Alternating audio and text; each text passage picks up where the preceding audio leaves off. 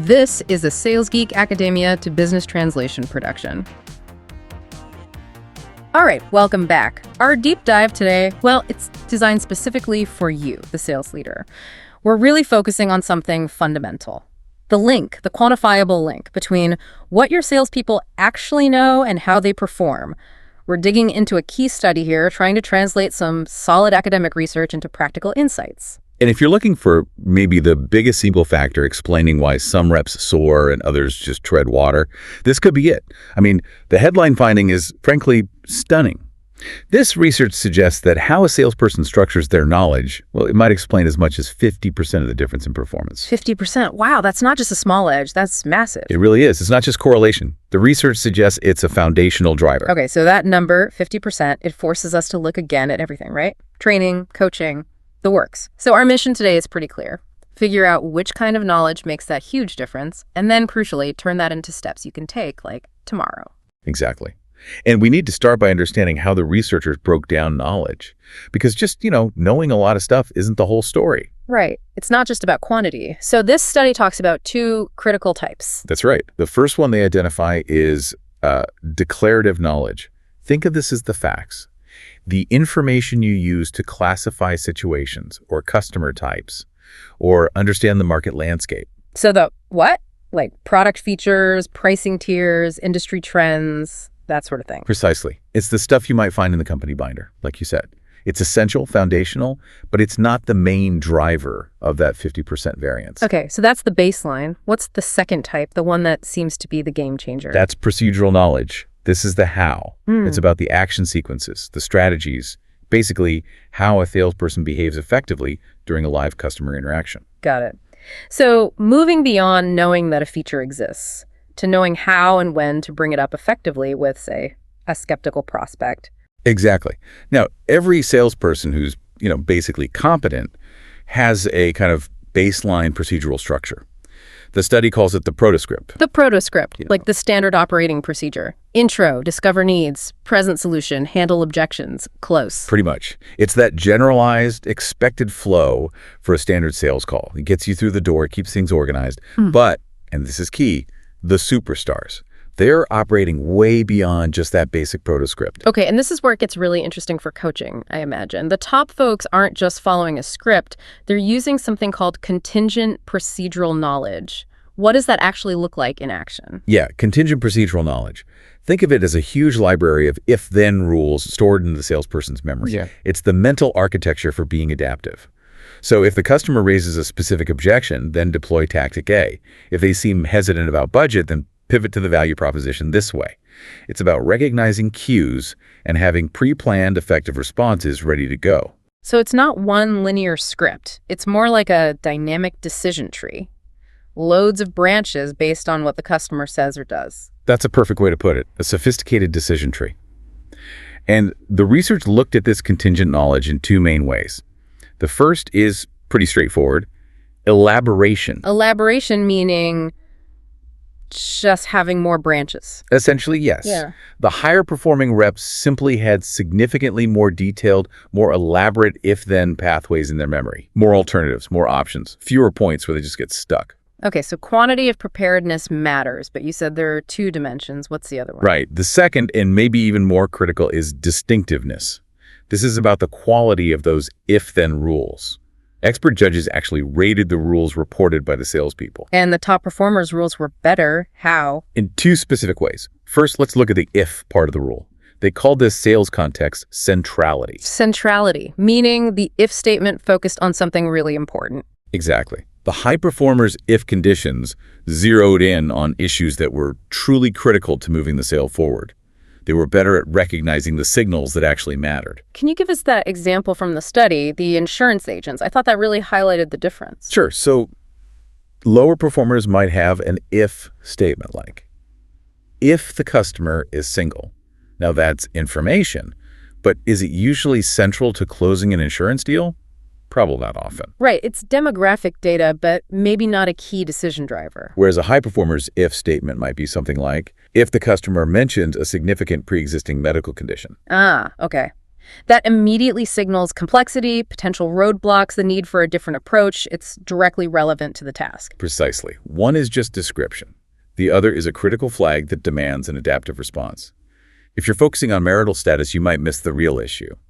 If you catch the medical condition, you know you need to change tack immediately. Different products, different underwriting process, different conversation. That makes perfect sense. They're better at filtering noise and spotting the truly crucial signals. Okay, so that's the if. What about the then? What did the top performers do differently once they spotted that critical if? This is the second part of distinctiveness, selling task-specific adaptivity. When the superstars recognized that critical if, their then, wasn't vague, it was a specific, concrete, and highly relevant action sequence. So using that medical condition example, the adaptive then might be. Then immediately pivot to discussing policies designed for higher risk, explain the modified application process, and schedule a dedicated follow-up call with underwriting resources. Okay, very specific, very tactical. And the lower performers, what did their then statements look like? Much more generic. Often they'd fall back on general principles or platitudes, something like, then be honest with them about the potential challenges. Okay, honesty is good, but it's not a strategy, is it? It doesn't tell you what to do next to actually help the customer and advance the sale under those specific, tricky circumstances. Exactly.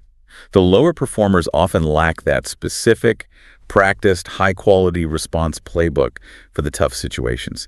They knew the what, be honest, but not the specific how. It really highlights the gap. It's not just about recognizing the problem, but having a ready-to-go, effective solution path, like having principles versus having actual plays in your playbook. Well put. It's about having those plays ready. So if contingent knowledge is about adapting during the conversation, what about planning before the conversation? Did the research find differences in how superstars approach goal setting for a sales call? Oh, absolutely. Goal setting was another major differentiator linked to their knowledge structure. The researchers looked at two kinds of goals reps set before an initial contact. Okay, what was the distinction there? First, you have the obvious ones. Direct intermediary goals. These are the goals aimed squarely at moving the current sale forward. Things like, gather info for the proposal, secure agreement for a demo, get the commitment to buy. Standard sales objectives, the funnel stages, basically. Right. But then they also looked at indirect goals. These are goals aimed at something other than closing the immediate deal. Like what? Things like intentionally trying to get referrals, or maybe introducing a completely different product line for future consideration, or even just explicitly aiming to strengthen the long-term relationship irrespective of this one sale. Asset building goals, essentially. That feels a bit counterintuitive, maybe. If the main goal is the sale, wouldn't setting these other indirect goals just distract the rep or dilute their focus? That's a fair question. And it gets to the heart of the strategic thinking difference. The finding was really clear. The high performers, both the absolute superstars and the high-performing generalists, consistently reported setting more goals overall, both direct and indirect, before that first contact. They didn't trade one for the other, they just added more layers. Exactly. They layered on these indirect asset-building goals on top of the direct transactional ones. So why? Why add that complexity? What's the thinking there? The researchers suggest it comes down to how they perceive success. High performers seem to view each interaction through a wider lens. It's not just about this one potential sale. It's also an opportunity to build long-term value, secure future leads via referrals, plant seeds for future business, solidify the relationship capital. Lower performers tend to be more narrowly focused on just closing this deal. So the top performers are playing a longer game, integrating each interaction into a broader strategy. They see the call as multi-purpose. That's a significant mindset shift. It really is. It reflects a deeper, more strategic understanding of the sales role. Okay, this is incredibly valuable stuff. Let's pivot now to making us actionable. For the sales leader listening, how do we translate all this academic insight into practical steps they can implement, say, next quarter? Right. The first big message from the research is that fixing this isn't typically a quick fix. You can't just run a 2-day workshop on if-then thinking and expect miracles. Developing this kind of deep contingent knowledge takes time and a different approach to development. So it requires a structural change, not just a content dump. Okay, what's the first actionable takeaway for training? Actionable takeaway 1. Shift your training focus from facts to pattern recognition. Stop drilling declarative knowledge, the features, the specs beyond the basics. Instead, design training that forces reps to recognize critical patterns in realistic scenarios. Use high-stress, high-fidelity role plays or simulations. The goal isn't reciting a script. It's accurately identifying the critical if, spotting that key customer cue, that central issue, and then executing a specific adaptive then response. Build the decision tree. Don't just memorize the trunk. I like that. Make the training about the decision, not just the information. Outcome focused. Okay, what about translating the goal-setting findings into action? Actionable takeaway 2. Mandate goal elaboration in pre-call planning. We thought that top performers naturally set broader goals.